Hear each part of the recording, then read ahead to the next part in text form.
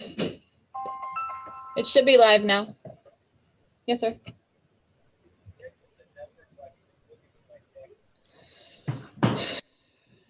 I mean, it's a link. Garrett. It should be live now. Yes, sir. Okay. So why don't you? I mean, it's a link.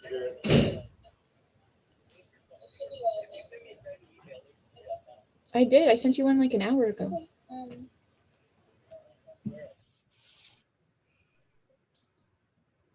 Hey Garrett, why does your Zoom say Sam?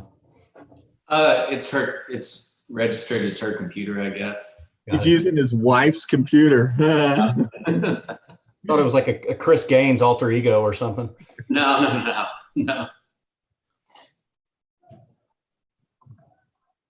Give me just a minute. We're gonna get Rick in here. Is this our quorum? Is this our quorum? Yes, sir.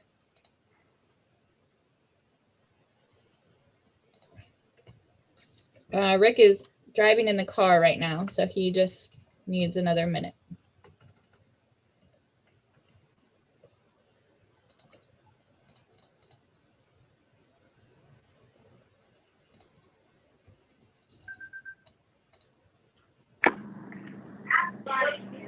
Hey, is that Chris? Hello, Hey, I'm just asking who's on the phone. this is Lisa. Oh, hey, Lisa. Hello.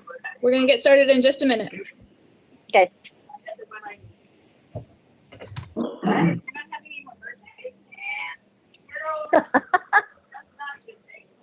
Oh, you bet. No, never mind. Did you see that? Yes. I don't know what the heck it is. I'd say that's, I won't use it. Okay, then we'll throw it away.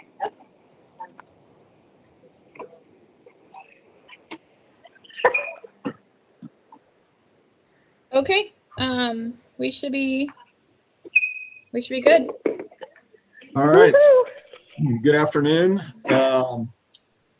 Before we get started, I'd like to welcome our newest commissioner, Lisa Shelton.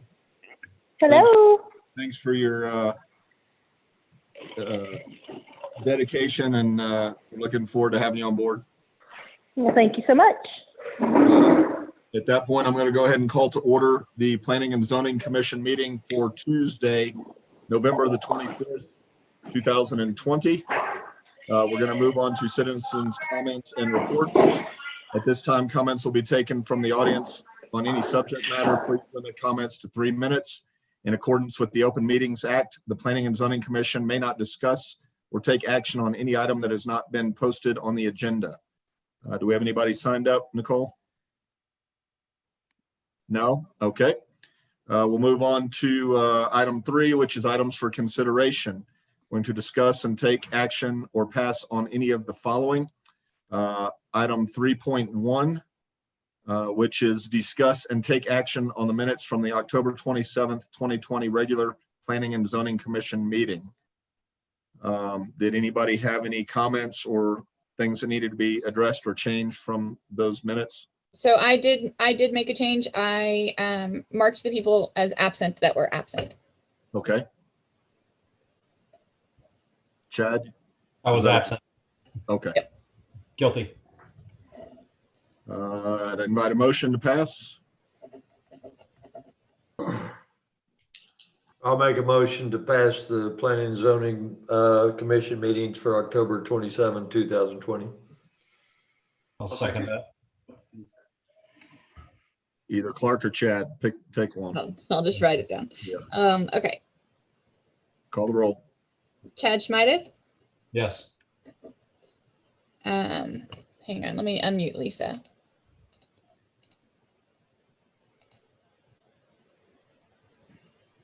So, Sorry, I unmuted. That's okay. Lisa Shelton, Yes. Garrett Kipke, Yes. Clark Smith, Yes. Nick Lorette, Yes. and Robert Tips. Yes. Motion carries. All right, item 3.2, discuss and take appropriate action on the alternative parking plan for Mac Daddy's at 118 Beach Street. Rick, you got this one, or Nicole, you gonna take this one? I think that Rick was going to. I haven't heard from Rick. I don't see Rick. Is he here? He's on there, not on video. Now, can you hear me? Yes, now we can hear you. Thank you. All right. You can't see me. We cannot. That's good because I'm driving in Houston rush hour traffic. Nicole, why don't you take this one? Okay, so this is Mac Daddies. They applied for a permit to extend their deck for outside seating, mostly to help combat the COVID situation. They are expecting to put 40 more seats outside, but they have altered their interior seating, so a total of 162 seats, which is going to require 41 parking spaces. They only had 29 on site, so they are reconfiguring some of their parking spaces to be golf cart parking spaces. They also own the property next door, which is the annex that has 13 parking spaces. The annex only needs 3 for the uses that they have there, so they have an additional 10 parking spaces to give to that property next door. So altogether, if you look at the layout proposal, and I apologize, I didn't have it open. I have a question, Nick. Go for it. Is this kind of a provisional based on COVID, or does it go back, or what are we doing? What's the philosophy for the city? So they reduced the number of seats that they had inside because of COVID, but found that that actually worked better for them. So they want to stay at 162 seats even after the pandemic's over.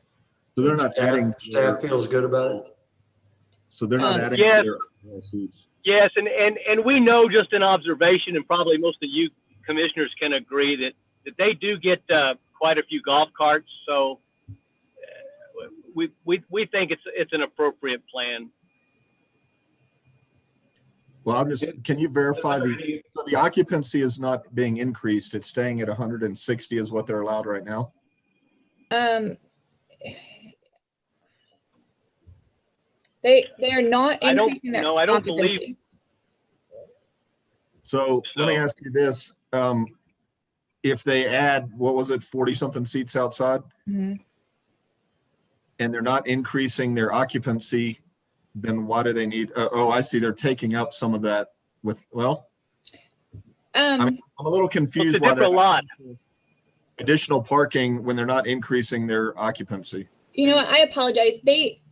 And I didn't include that part into the packet. So they might be increasing their occupancy. Hang on. Let me see if it was written. But I mean, that's driven by the water district, so I don't see anything in the packet that is signed off on for their seating. Let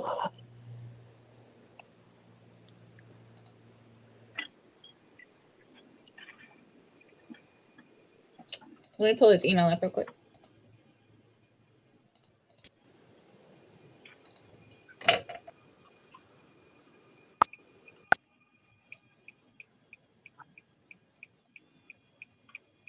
Right now, what they've done is they've reduced the tables inside. Right, but what happens 6 months from now when they put the tables back inside? Now they've got 40 something more seats that they're not allowed to have. I mean, you understand what I'm saying? If you reduce the number of seats inside, Rick, then they didn't increase occupancy, which means they don't need additional parking. So But I think that they want the option of having the additional seating once they built this deck and have they want that want to have the option for having that occupancy. Yeah, but have they been granted that? And hence they would need more parking places. I mean, and That's the reason for the alternative parking plan. So we're kind of putting the horse in front of the carriage. No. So we went over all of this when we went through his site plan. So they are adding 40 seats, but they took out some of the tables on the inside, not a lot. So there is a net increase of their occupancy. They had 29 spots before, which is whatever 29 times 4 is. 160 116. So they're going from 116 to 160. So they needed 42 spots. Or I apologize, 41 spots. 44.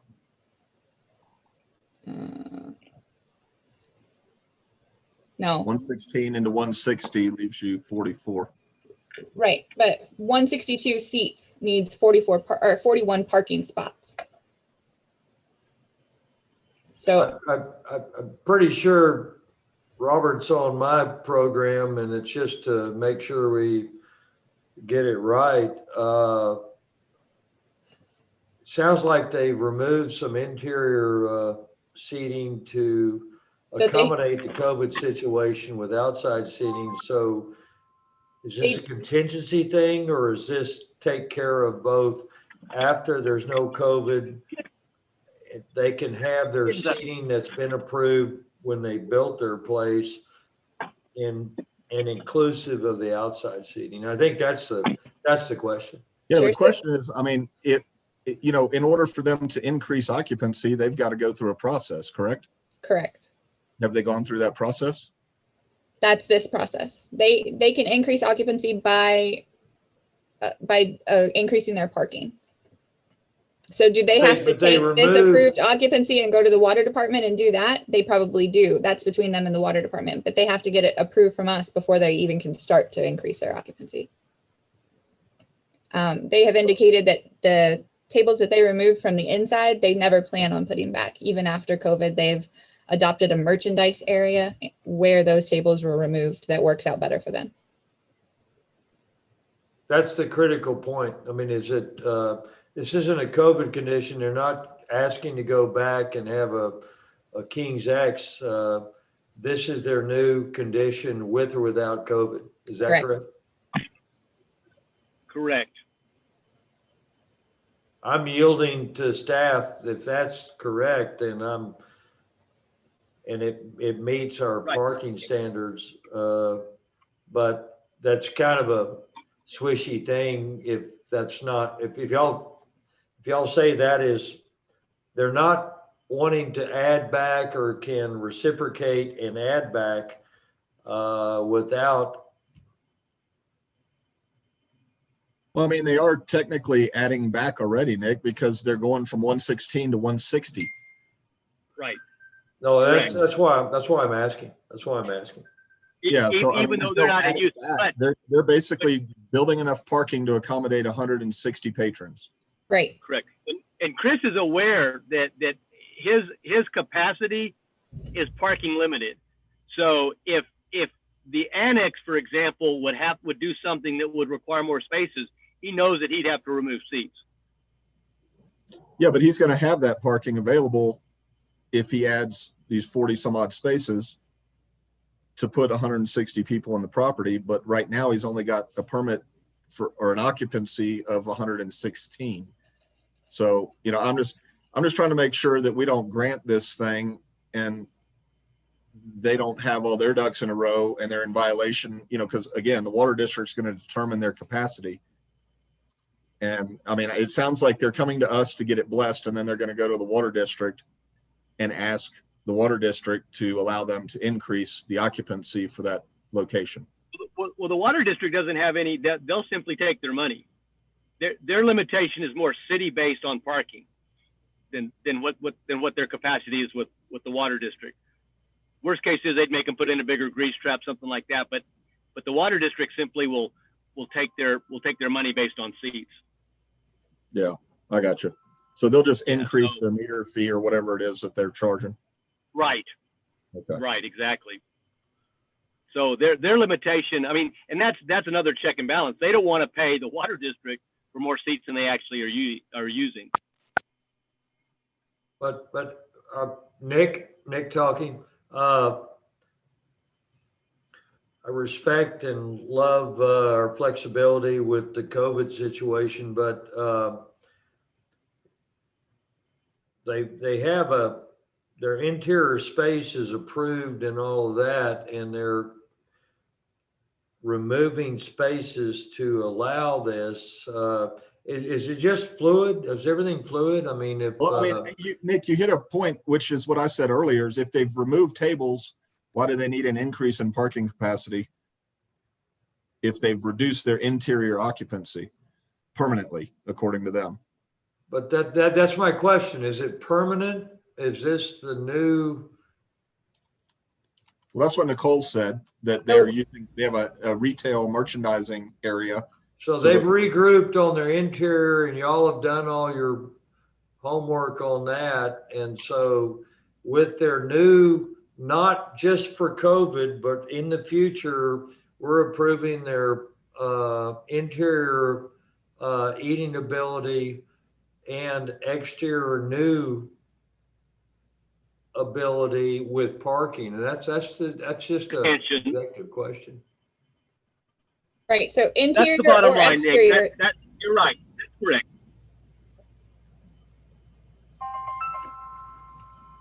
Interior or exterior, they can only fit 162 people, however they want to make that look, because that's the only amount that they've got parking for. And so the city deems occupancy on parking. That, I mean, it's Yeah. a number of things, building code, you know, So based on their square footage, I mean, what are they allowed to have? Is that any derivative of it, or? so our building official will look at that when he looks at this permit. I as think well. it breaks down to like 1 space per every 4 seats. Right. That's our parking standard. Right. Right. And that's So and that's this is subject not to fire. this is not a, Nick, That's this is subject to not fire a occupancy provisional. as well. This is way we're gonna, this is their situation from here forward. And we have the right parking spaces for the right eating places. And it's not a COVID provisional, is my question. No, you're right, Nick. It's not. It doesn't. At the end of the day, this is about what they can have, number of seats, with their ability to park cars, and that's still subject to fire code occupancy. So just because they have the seats, if the fire marshal would have come in and said, "Wait a minute, your maximum occupancy is only 120," then it's 120, because that's going to trump what they want to do.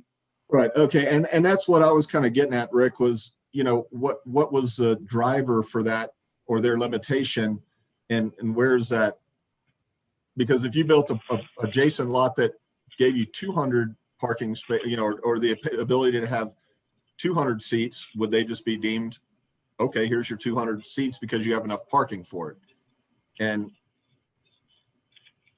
the answer is no, because fire code's going to trump that. And now the good thing about the outside seating is that they're going to have a very liberal number, because they have no egress issues. You know, they're already outside.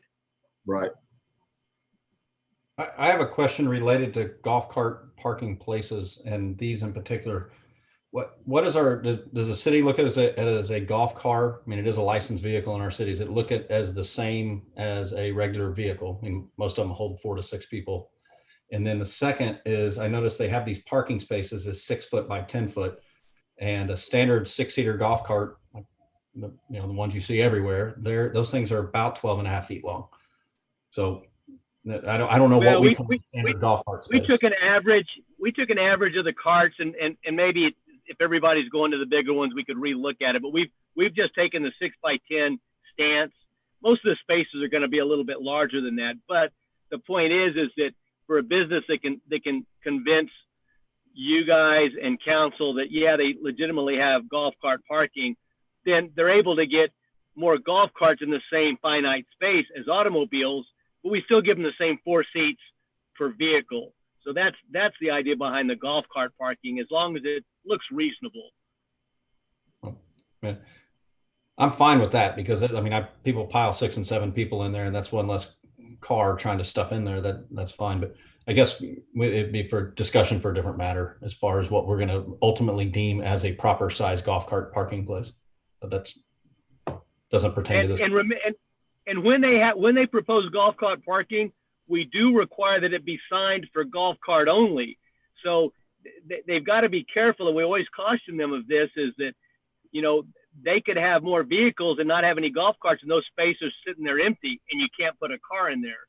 So, you know, it's kind of a check and balance that they've got to really be realistic, or it doesn't do them any good. Yeah, so basically they've got 32. If we're saying that a golf court is four seats as a vehicle is, then you've basically got 32 of their seats dedicated to patrons with golf carts. Correct? Correct. Nicole has the chart there. I think that's right. I mean, if you get 4 for a golf cart, right, 4 for 8. a car, whatever.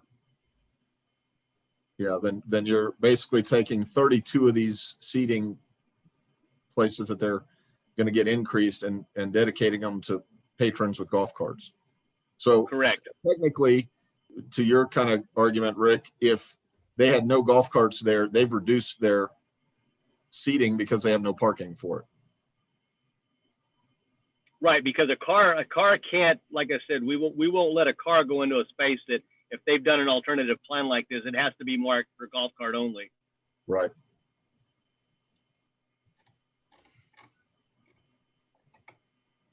Does anybody else have anything to add or questions on this? Any further discussion? Come on, Garrett, you're thinking somehow, I can tell.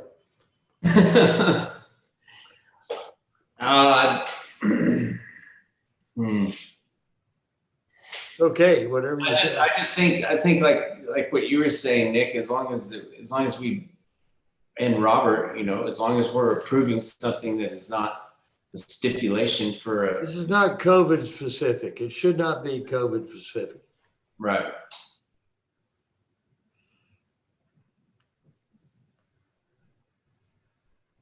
Yeah, I mean, and the reality is they're getting all the cars onto property they own, and that's, like I said, that's the other significance too. So it is, it is all property.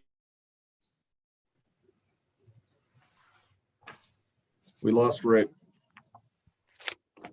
Houston will do that too. Yeah. I guess at the end of the day, my biggest issue with this was just the occupancy. If we increase parking, we allow more patrons to the building. And, my goal is to make sure that we're not overcrowding these restaurants, but, and again, I don't know what the fire marshal is going to count as available seating at this facility. So, but that is a check and balance to make sure that they're not in violation of any kind of ordinance on their occupancy. Well, I'm in agreement. Nick's talking. If it really fits our ordinance, everybody remember our rules. So we have to follow ordinance. And I don't have a problem with it philosophically. I just want to make sure that we're not challenging somebody that is going to challenge this. So to make sure that it's fine. So my request for staff is that, are we good with that? I mean, this is not a conditional COVID thing. We can't get into that. I don't think we should. But if what they're doing, and I know they shared some of their annex property, which is great, which it's used anyway, and it's appropriate, even though that wasn't a part of the original permit when they did Mac Daddy's, but they've got additional parking over there. So let's just make sure we're staff is cool with it, and I'm good with it. That's my thoughts. I'll be quiet now. Sure, and I think we are. We wouldn't have brought it to you had we not kind of pre-approved And I it. appreciate you for saying that. Do we, I mean, the last question I'm going to have kind of on it is, do we know what the fire marshal is going to give them as far as occupancy? No, we'll talk to him after this is approved through you guys to, we wanted to make sure that we even had he had a chance of increasing it before we got the fire marshal involved, because we pay him. He's a contracted Right. employee. Based on other buildings, I don't see that occupancy is going to be a difficult challenge for them. Okay. So Nicole, if the motion is made, is it contingent upon the fire marshal being cool with everything? I mean, we Based on can what all, you just said?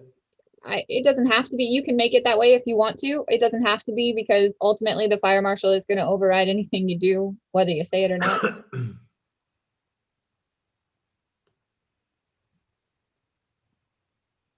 But if you feel, Nick, I actually feel like it would be prudent to just pass it on the idea that the fire marshal doesn't have an issue with the occupancy. I accept that. I mean, yeah, we have no issue with that at all. That's fine. okay. Yeah, no, that's good. That's being proactive with it. Nick, you gonna make a motion?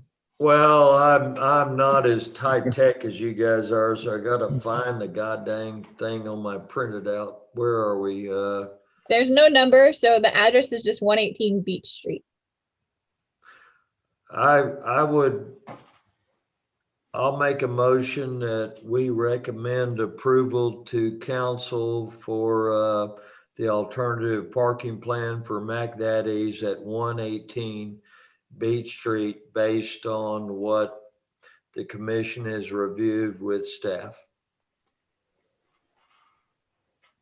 And that there's no issue with the capacity from the fire marshal. With the contingency that the fire marshal is cool with everything. Excuse me. That was second. If that's appropriate, that's my motion.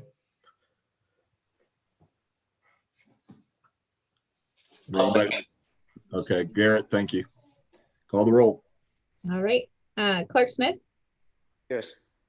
Chad Shemidas, Yes. Lisa Shelton, if you could unmute. Garrett Kipke, Yes. Nick Lorette, Yes. Lisa Shelton, Yes. and Robert Tips. Yes. And I think that's everybody. Motion carries. All right, thank you. Item number 4, Planning and Zoning Commission comments and items for future consideration. Do we have anything that needs to go on for next month? Nope. Everybody just stay healthy and safe and have a great Thanksgiving. Is this the forum if I wanted to suggest that we have a quick chat about it next month and seeing what the golf cart sizing is and that we don't have a standard in town? I would like at some point to have a brief conversation about it, and I can gather some data on my own between now and then. We actually have, I mean, the city has a standard that 6 by 10 is their current standard. Okay. Rick, I mean, are you open to kind of taking to see if we're still compliant? Yeah, there? no, I think, I think Chad's kind of got something there. It seems like there's a propensity to have the bigger carts. And so maybe that is no longer a good average. Maybe everybody's gone to 6-seaters or bigger. So yeah, Chad, just come in and let's talk about it, and maybe you can do some homework for us. I will. I've got my neighbor's probably the largest distributor of them down here, and I can probably get some data from him on what it looks like, and then we can go from there. Okay, because it also impacts the parking requirements too. So that all the commercial golf cart places can house all their carts on an improved surface, and we've used 60 feet. So maybe it is time that we relook at it. And I'm not questioning you, Chad, but I own a golf cart company as well. And I'm pretty sure my L6 6-seaters, which are a standard cart around here, the club cars have become pretty popular, but I'm end-to-end 10 foot. And that's my step plate all the way to the front of the bush guard. And that's on the EasyGo L6? That's the EasyGo L6. Because we Yeah, trailer check those. that, because I had to modify a garage recently that was 12 feet with an L6, and they couldn't fit it in there.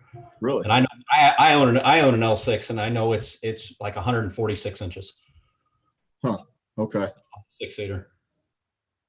It should be illegal, then you've modified it somehow.